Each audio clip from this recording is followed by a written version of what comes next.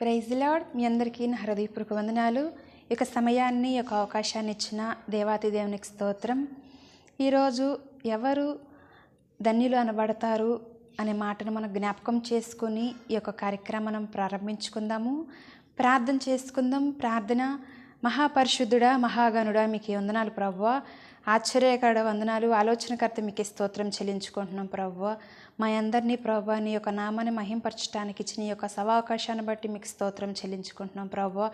పాటలో తోడు దయచేయమని అడుగుచున్నాను ప్రభువా. నీ మాటలు మేము జ్ఞాపకం చేసుకుంటున్నాంగా ప్రభువా. ఎలాంటి వారు ధన్యులు అనబడతారు ప్రభువా, అటు ధన్యత మేము కూడా పొందుకునే కృప దయచేసి ప్రభువా వినుచున్న బిడ్డలకి చెప్పబోతున్న నాకు మీ జ్ఞానాన్ని, మీ శక్తిని, మీ ప్రతి ఒక్క దీవెనకరమైన ఆశ్చర్యకరమైన కుమ్మరించమని, సహాయం దయచేయమని, నీ నామాన్ని మాత్రమే మహింపరిచే ప్రవర్తన కలిగి మేమందరమే కొనసాగటానికి మాకు ఇచ్చాము అవకాశాన్ని బట్టి స్తోత్రం చెల్లించుకుంటూ యేసు నామమున తండ్రి, ఆమేన్. ఒక పాట పాడుకుందాము. నిత్యం స్తుతించిన నీ రుణము తీర్చలేను, సమస్తము నీకిచ్చిన నీ త్యాగము మరువలేను. నిత్యం స్తుతించిన నీ రుణము తీర్చలేను, సమస్తము నీకిచ్చిన నీ త్యాగము మరువలేను. రాజా రాజా రాజా రజాతి రాజువు నీవు, దేవా దేవా దేవా దేవాతి దేముడవు. రాజా రాజా రాజా రజాతి రాజువు నీవు, దేవా దేవా దేవా దేవాతి దేముడవు. నిత్యము స్తుతించిన నీ రుణము తీర్చలేను, సమస్తము నీకిచ్చిన నీ త్యాగము మరువలేను. అద్వితీయ దేముడా, ఆది అంతములయున్నవాడా, అద్వితీయ దేముడా, ఆది అంతములయున్నవాడా, అంగలార్పుము నాట్యముగా మార్చివేసిన మహాప్రభు, అంగలార్పుము నాట్యముగా మార్చివేసిన మహాప్రభు. రాజా రాజా రాజా రజాతి రాజువు నీవు, దేవా దేవా దేవా దేవాతి దేముడవు. రాజా రాజా రాజా రజాతి రాజువు నీవు, దేవా దేవా దేవా దేవాతి దేముడవు. నిత్యము స్తుతించిన నీ రుణము తీర్చలేను, సమస్తము నీకిచ్చిన నీ త్యాగము మరువలేను. దేవునికి స్తోత్రం. హల్లెలూయా. ఈ పరిశుద్ధమైన గ్రంథంలో ఉన్న మాటలు మనం కొద్ది నిమిషాలు జ్ఞాపకం చేసుకుందాము. ఎలాంటి వారు ధన్యులు అనబడతారు అనేది మనం ఈరోజు తెలుసుకుందాము. 3 మాటలు మీ ముందుకు నేను తీసుకురావటం జరిగింది. మొదటిది, ఆత్మలో కపటం లేని వారు ధన్యుడు. రెండోది, వెళ్ళవేళలా నీతిని అనుసరించువారు ధన్యులు. మూడోది, ప్రభువును ఎవరైతే చేర్చుకుని ఏర్పరచుకుంటారో వారు ధన్యులు అనబడతారు. దేవునికి స్తోత్రం. హల్లెలూయా. మనం మొదటిగా ఆత్మలో కపటం లేనివాడు ధన్యుల గురించి మనం తెలుసుకుందాము. దావీదు రాసిన కీర్తనలు 112వ అధ్యాయం మొదటి వచనంలో మనం చూసుకున్నట్లయితే, దావీదు రాసిన కీర్తనలు 112 మొదటి అధ్యాయంలో అయితే, యెహోవాయందు భయభక్తులు కలవాడు, ఆయన ఆజ్ఞలను బట్టి అధికముగా ఆనందించబడువాడు ధన్యుడు. దేవునికి స్తోత్రం. హల్లెలూయా. ఈ పరిశుద్ధమైన గ్రంథంలో ఈ దావీదు రాసిన కీర్తనలో ఏమని ఉంది? యెహోవాయందు భయభక్తులు కలిగిన వాడు, ఆయన ఆజ్ఞలను బట్టి అధికముగా ఆనందించువారు ధన్యులు. యెహోవాయందు భయభక్తులు అంటే దేవుని మందిరంలో కావచ్చు, దేవుని ప్రార్థన జరిగే స్థలంలో కావచ్చు, ఆయన జ్ఞాపకం చేసుకునే ప్రతి ఒక్క స్థలములో పరిశుభ్రత, పవిత్రత ఎంత ముఖ్యమో, దేవుని యందు ప్రార్థన జరిగే ప్రతి స్థలంలో భయముతో కలిగిన భక్తి చేయటం అనేది చాలా ప్రాముఖ్యమైనది. ఎందుకనగా భయం ఎక్కడుంటుందో భక్తి అక్కడ ఉంటుంది, భక్తి ఎక్కడుంటుందో భయము కూడా అక్కడే ఉంటుంది. అందుకని దేవుని మందిరంలోకి వెళ్ళినప్పుడు మన ప్రవర్తన జాగ్రత్తగా ఏ రీతిగా చూసుకోమని పరిశుద్ధమైన గ్రంథంలో పలుమార్లు చోట మనము జ్ఞాపకం చేసుకున్నప్పుడు ఆ రీతిగానే దేవుని యందు భయముతో కలిగిన భక్తి చెయ్యాలి. దేవుని దగ్గరికి వెళ్ళినప్పుడు పాటలు కావచ్చు, ప్రార్థన కావచ్చు, ప్రవచించటం ద్వారా కావచ్చు, దేవుని యొక్క మాటలు మనము, దేవుని యొక్క పాటలు మనము ఏ రీతిగా అంటే భయముతో కలిగిన భక్తి, భయముతో కలిగిన ప్రవర్తన కలిగి దేవునికి ఇష్టలుగా ఉండాలి. అందుకని ఆత్మలో కపటము లేకుండా ఆత్మానుసారమైన జీవితంలో ఏ కపటము హృదయములో ఉన్నది ఉన్నట్టు మాట్లాడటము. ఒకసారి దేవుని నమ్ముకున్నాక దేన్ని కూడా మనము 2 మాటలు కానీ 3 మాటలు కానీ మాటలు మార్చే విధానముగా కానీ మనం ఎలా ఉంటున్నాము, ఏ రీతిగా ఇతరులతో మనం ఎలా ప్రవర్తిస్తున్నాము, మన యొక్క మాటలు అనేది ఎలా ఉంటుంది అంటే మార్చి మాట్లాడటం అనేది మనము ఉండకూడదు కదండి. ఎందుకనంటే ఆత్మానుసారమైన జీవితంలో ఆత్మలో కపటం లేనివాడు ధన్యుడు అంటున్నాడు.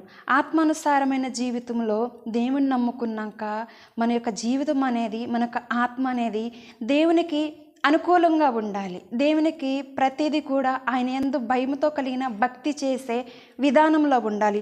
అందుకనే ఆయన ఆజ్ఞలను బట్టి అధికముగా ఎవరైతే ఆనందిస్తారో కదండి.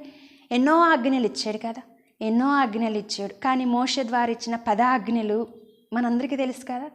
మోషే ద్వారా ఇచ్చిన 10 ఆజ్ఞలు చాలా ప్రాముఖ్యమైనది. ఆ యొక్క 10 ఆజ్ఞల్లో ప్రతి ఒక్కటి దాన్ని మనం నెరవేర్చాలి. ఆ యొక్క ఆజ్ఞలను బట్టి ఎవరైతే అధికముగా ఆనందపడతారో, అధికంగా సంతోషపడి వాటిల్ని నెరవేరుస్తారు, వాటిని ముందుకు కొనసాగుతారో, వాటిని నెరవేర్చే బిడ్డలుగా ఎవరైతే ఉంటారో ఆ యొక్క ధన్యులు అనబడతారు అని పరిశుద్ధమైన గ్రంథంలో 112వ అధ్యాయము 1వ వచనములో మనం చదువుకుంటున్నాం. అందుకనే ఆత్మానుసారమైన జీవితంలో ఆత్మలో కపటము లేనివాడు ధన్యుడు, నావాడు, అట్టివారు నన్ను గణపరుస్తారు, నన్ను ఆరాధిస్తారని ఒక పరిశుద్ధమైన గ్రంథంలో అనేకమైన చోట్ల రాయబడి ఉంది. రెండోది వెళ్ళవేళలా నీతిని అనుసరించేవారు. దేనికి స్తోత్రం, హల్లెలూయా. చూసారండి, వెళ్ళవేళలా అనగా ప్రతిరోజు, ప్రతి గంట, ప్రతి సెకండ్, ప్రతి పూట దేవుని వెళ్ళవేళల నీతిని అనుసరించాలి, దేవుణ్ణి గణపరచాలి. నీతిని అనుసరించేవారు దేవునికి ఇష్టలుగా ఉంటారు. అందుకని ఆదికాండంలో మనం చూసుకున్నట్లయితే 7వ అధ్యాయము 1వ వచనంలో ఏమని రాయబడి ఉంది, అక్కడ ఒక కుటుంబం మనకి తెలుస్తుంది కదా. ఎవరు ఆ కుటుంబం? ఎవరు? నోవాహు. దేనికి స్తోత్రం కదండి. తన యొక్క నీతిని బట్టి, అందుకనే ఆ యొక్క 7వ అధ్యాయము 1వ వచనములో ఏమని రాయబడింది, ఈ యొక్క వారసత్వములో నా ఎదుట నీ అంత నీతిపరుడు ఎవరూ లేరు, నీ యొక్క కుటుంబాన్ని, నీ యొక్క ఇంటిని ఓడలోకి ప్రవేశించు అని ఎంత చక్కగానో ప్రభు ఆ యొక్క నోవాహుకి ఆ మాట తెలియటం జరిగింది. ఎందుకంటే దేవుని యందు ఎంతో నీతిగా ఉన్నాడు, ఎంతో దేవునికి ఇష్టడుగా ఉన్నాడు. దేవుడు ఎంతగానో తనని, ఆ కుటుంబాన్ని రక్షించుకునేలాగా తనని తను కాపాడుకున్నాడు, తన కుటుంబాన్ని రక్షించుకున్నాడు. ఎందుకనంటే దేవుని యందు ఎంతో నీతిగా ఉన్నాడు కదండి. ప్రభు ఒక మాట సెలవిచ్చినప్పుడు ఆ యొక్క ఓడను తయారు చేయి, ఈ యొక్క భూలోకం మొత్తం బలాత్కారంతో నిండిపోయింది, నేను జల ప్రవాహము ద్వారా మొత్తం తుడిచివేస్తానన్నప్పుడు ప్రభు చెప్పిన మాట చిత్త ప్రకారము మొత్తాన్ని తుడిచివేశాడు కదండి.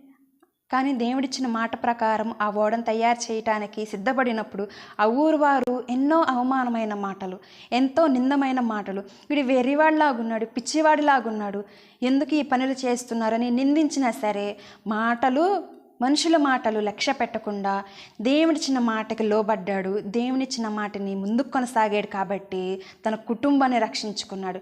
దేవుని బిడ్డ ఎవరైతే వింటారో, వెళ్ళవేళల నీతిని ఏ బిడ్డ అయితే అనుసరిస్తారో తన కుటుంబము ఈ యొక్క నోవాహు వలె రక్షించుకుంటారు కదండి. ఎలా ఉంటున్నామో, ఏ రీతిగా ఉంటున్నామో అనేది మనం పరిశీలన చేసుకోవచ్చు. అందుకని 3వది ప్రభువుని ఏర్పరచుకుని చేర్చుకున్నవారు. దేనికి స్తోత్రం, హల్లెలూయా. ప్రభు ఎవరినైతే ఏర్పరచుకుంటాడో కదండి, ప్రభు ఎవరినైతే ఏర్పరచుకుని చేర్చుకుంటారో వారు ధన్యులు అనబడతారు కదండి. మనమైతే మన కుమారుడు, నా కూతురు, లేకపోతే నా కొడుకు, నా వారసుడు అని ఇలా చెప్పుకుంటాము. కానీ ప్రభు నా బిడ్డ లేకపోతే నా సేవకుడు అని చెప్పాలంటే మనం ఎంత ధన్యత కలిగి ఉండాలి, ఎంత ఆశీర్వాదం పొందుకుని ఉండాలి, దేవుని ఎంత భయభక్తులు కలిగి ఉండాలి. అందుకనే యోబు గ్రంథంలో మనం చాలా అంటే చాలా అమూల్యమైన మాట మనము చదువుకోవచ్చు. యోబు గ్రంథం 1వ అధ్యాయంలో చూసుకున్నట్లయితే అపవాదితో దేవుడు ఏమని మాట్లాడుతున్నాడు? నా సేవకుడైన యోబు సంగతి నీవు ఆలోచించితివా? దేనికి స్తోత్రం, హల్లెలూయా. చూసారండి ఎంత చక్కనైన మాట, నా సేవకుడైన యోబు, నా సేవకుడు. చూసారండి, దేవుని దగ్గర నుంచి ఆ మాట రావాలంటే ఎంత మనం కరెక్ట్గా ఉండాలి. యోబు ఎంత కరెక్ట్గా ఉన్నాడు, యథార్థంగా ఉన్నాడు, చెడుతనాన్ని విసర్జించాడు, భయభక్తులు కలిగి ఉన్నాడు, దేవుళ్ళు ప్రతి ఒక్క విషయంలో ముందుకు కొనసాగాడు కాబట్టి ఆ మాట అనేది సంపాదించుకున్నాడు. నా సేవకుడైన యోబు. చూసారండి, దేవుణ్ణి ఎవరైతే ఏర్పరచుకుంటారో లేదా దేవుడు ఎవరినైతే చేర్చుకుంటారో ఆ బిడ్డలు నిజంగా నా సేవకుడైన యోబు సంగతి నువ్వు ఆలోచించితివా అని ఏ రీతిగా మాట సెలవిచ్చాడో మనము కూడా దేవుని దగ్గర నుంచి ఆ మాట సంపాదించుకోగలమా? ఎలా ఉంటున్నాము? ఏ రీతిగా నడుచుకుంటున్నాము? ఎవరు ధన్యులు అనబడతారు? ఎలాంటి వారు ధన్యులు అనబడతారు? చూసారండి, ఆత్మలో కపటము లేకుండా ఉన్నవారు ధన్యులు అనబడతారు. వెళ్ళవేళల నీతిని అనుసరించబడని వారు ధన్యులు అనబడతారు. ప్రభుని ఎవరైతే ఏర్పరచుకుని చేర్చుకుంటారో వారు ధన్యులు అనబడతారు. చూసారండి, ఈ యొక్క మాటలు మనము చదివినప్పుడు, జ్ఞాపకం చేసుకున్నప్పుడు మనం దేవుడి దగ్గర నుంచి ఆశీర్వాదం ఒక్కటే మనం కోరుకుంటున్నామే కానీ ప్రభువు నుంచి మనము ఈ యొక్క యోబు వలె నా సేవకుడు అనిపించుకునేలాగా మనం సేవ చేస్తున్నామా, ప్రార్థన చేస్తున్నామా, ఈ యొక్క దేవుని యొక్క మందిరంలో గోజాడుతున్నామా, ప్రార్థన చేస్తున్నామా, ఎలా ఉంటున్నాము? ఈ యొక్క నోవాహు వలె తన కుటుంబాన్ని ఏ రీతిగా తన యొక్క నీతిని బట్టి రక్షించుకున్నాడో మన యొక్క మాటలు, మన యొక్క ప్రవర్తన, మన యొక్క ఆలోచనలు, తలంపులు దేవునికి అనుకూలంగా ఉంటున్నాయా, వ్యతిరేకంగా ఉంటున్నాయా? మన కుటుంబాన్ని మనం రక్షించుకుంటున్నామా, మన చేతులారా మనం పాడు చేసుకుంటున్నామా, ఏ రీతిగా మనం ప్రవర్తిస్తున్నాము, ఏ రీతిగా ముందుకు కొనసాగుతున్నాము అనేది కూడా మనం పరిశీలన చేసుకోవాలి. అందుకని ఆత్మలో కపటం లేనివాడు కూడా ధన్యుడు అంటున్నాడు. మన యొక్క ఆత్మానుసారమైన జీవితంలో ఒక్కసారి మనం అడుగుపెట్టినాక ప్రతి ఒక్క విషయంలో మనం ముందుకు కొనసాగాలి, ముందుకు వెళ్ళాలి. మన యొక్క మాట అనేది కరెక్ట్గా ఉండాలి, కరెక్ట్నెస్గా ఉండాలి. ఈ యొక్క మాటలు మనము ఈరోజు జ్ఞాపకం చేసుకుంటున్నామంటే దేవుడిచ్చిన కృపను బట్టి, దేవుడిచ్చిన యొక్క అమూల్యమైన మాటలను బట్టి మనము ఈరోజు ధ్యానం చేసుకుని విడిచిపెట్టడమే కాకుండా అనుసరించే ఈ యొక్క యోబు వలె, నోవాహు వలె మన కుటుంబాన్ని రక్షించుకోవాలి. దేవుని దగ్గర నుంచి మనం మాట సంపాదించుకోవాలి. నా సేవకుడు ఏ రీతిగా అనిపించుకున్నాడో యోబు, అట్లాగే మనము కూడా దేవుని దగ్గర నుంచి మన యొక్క మాటను మనం సంపాదించుకునే బిడ్డలుగా, మన కుటుంబాలను నిలబెట్టుకునే బిడ్డలుగా మనం ముందుకు కొనసాగాలి. నీ యొక్క పరిశుద్ధమైన గ్రంథం ఉన్న మాటలు మనం ఈరోజు ధ్యానం చేసుకుంటూ ఈ యొక్క మాటలు మనం ముగించుకుంటూ దేవుడిచ్చిన యొక్క అవకాశాన్ని బట్టి దేవునికి స్తోత్రం చెల్లించుకుంటూ ఈ యొక్క మాటలు దేవుడు దీవించి ఆశీర్వదించిన గాక ప్రార్థన చేసుకుందాం. మహాపరిశుద్ధుడా, మహాగణుడా, మీకే వందనాలు ప్రభువా. ఆశ్చర్యకరుడ వందనాలు, ఆలోచనకర్త మీకే స్తోత్రం చెల్లించుకుంటున్నాం ప్రభువా. ఈ యొక్క అవకాశాన్ని, ఈ యొక్క సమయాన్ని ఇచ్చిన దేవా మీకే స్తోత్రం ప్రభువా. ఈ యొక్క రోజు ప్రభువా చూడండి వారు ఎంతోమంది గతించిపోయారు. మాకు ఇచ్చిన ఈ యొక్క అవకాశాన్ని బట్టి మీకు స్తోత్రం చెల్లించుకుంటున్నాం ప్రభువా. నాయన, ఎవరైతే ప్రభా ధన్యులు అనబడతారు, ఎలాంటి వారు ధన్యులు అనబడతారు అనేది మాటలు మాకు ఇచ్చిన దేవా మీకే స్తోత్రం ప్రభువా. యోబు వలె, నోవాహు వలె ప్రభువా మా కుటుంబాన్ని మేము కట్టుకునేలాగా మాకు సహాయం దయచేయండి. అటు జ్ఞానాన్ని, జ్ఞాపశక్తిని దయచేయమని అడుగుచున్నాను ప్రభు. ఈ యొక్క కార్యక్రమాన్ని చూస్తున్న ప్రతి బిడ్డల్ని ప్రభువా మీరే దర్శించండి, మాట్లాడండి ప్రభువా. ప్రతి ఒక్క మాటలు మీరే ప్రభువా ఆ బిడ్డలకి కావాల్సిన అయిన సహాయం దయచేయమని అడుగుచు ప్రభువా.